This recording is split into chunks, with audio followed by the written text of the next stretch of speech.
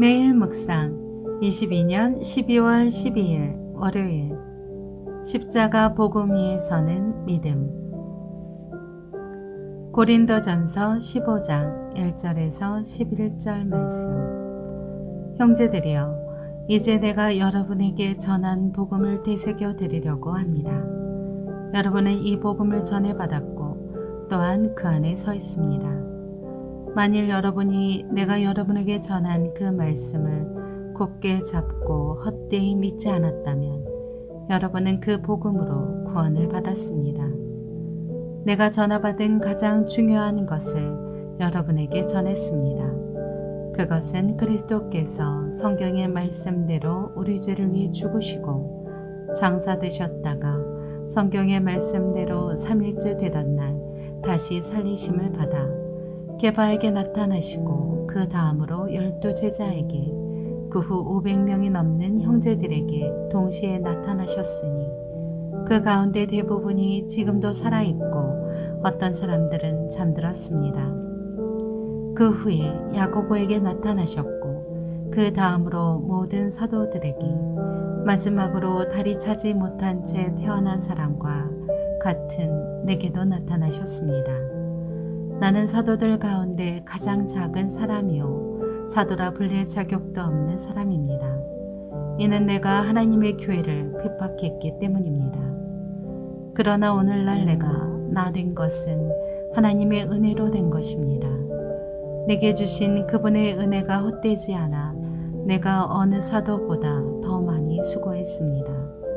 그러나 이것은 내가 한 것이 아니요 오직 나와 함께 하신 하나님의 은혜로 한 것입니다. 그러므로 나나 그들이나 우리가 이렇게 복음을 전파하고 있으며 여러분도 이렇게 믿었습니다. 아멘. 묵상 길잡이. 예수 그리스도의 십자가가 복음을 헛되이 믿지 않고 굳게 지켜 하나님이 베푸시는 구원의 감격을 충만히 누리게 합니다. 고린도전서 15장 5절에 게바는 아람어이며 반석, 바위라는 뜻입니다. 예수님의 12제자 중 시몬 베드로를 말합니다. 그는 예수님으로부터 직접 이 이름을 받았습니다. 신앙생활을 오랜 시간 해왔음에도 그리스도의 복음을 바르게 알지 못하기에 믿음이 쉽게 흔들리는 사람들이 있습니다. 그런 사람은 구원의 확신도 약할 수밖에 없고 성령의 열매를 맺기도 어렵습니다. 첫째, 복음 위에 굳게 서십시오. 바울은 갈등과 분쟁과 교만에 빠져 있던 고린도 교회를 향해 자신이 전한 복음을 다시 기억하게 했습니다. 은사를 자랑하고 자신을 높이는 행위는 모두 헛됩니다. 오직 복음만을 붙들고 살아갈 때 우리 믿음이 굳건해질 수 있고 구원의 감격 속에서 충만한 평안과 기쁨을 누릴 수 있습니다. 둘째, 예수님의 죽음과 부활. 복음의 핵심은 예수님의 죽음과 부활입니다. 예수님은 우리의 죄를 대속하기 위해 고통스럽게 십자가에 달리셨고 생명을 바치셨습니다. 예수님은 장사 후 사흘 만에 부활하셨습니다. 누구든지 이 십자가 복음을 믿는 사람은 영생의 구원을 얻고 부활의 산 소망을 품고 살아갈 수 있습니다. 셋째, 전적인 은혜로만 가능한 일. 바울은 자신이 사도 중에 가장 작은 사람이라고 고백했습니다. 그는 앞장서서 교회를 박해했던 과거를 가지고 있었기에 감히 사도라고 불릴 자격이 없었습니다. 그러나 그는 하나님의 전적인 은혜로 사도가 되어 다른 어떤 사람보다 더욱 열심히 구원의 복음을 전하며 살아가게 되었습니다. 교회는 그리스도의 복음을 통해 하나님의 한없는 은혜를 누리는 곳입니다.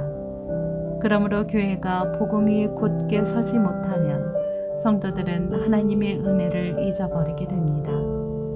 언제나 복음에 집중하십시오. 매일 자신에게 복음을 선포함으로 구원의 기쁨이 더욱 충만하게 하십시오.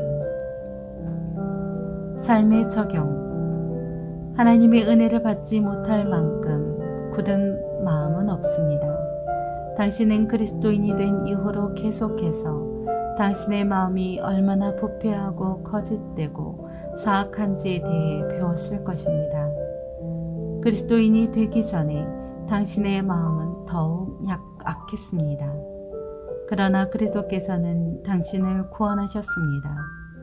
이것은 하나님이 누구나 구원하실 수 있다는 사실을 당신에게 확신시켜 주기에 충분합니다. 따라서 당신은 기회를 발견할 때마다 회심하지 않은 사람들에게 그리스도를 전하는 일을 끈기 있게 계속해야 합니다. 날마다 그리스도의 복음을 되새기며 하나님의 은혜에 감사하며 사십시오. 기도합니다. 주님, 복음 위에 굳게 서서 흔들리지 않는 신앙생활을 하게 하옵소서. 예수님의 이름으로 기도합니다. 아멘.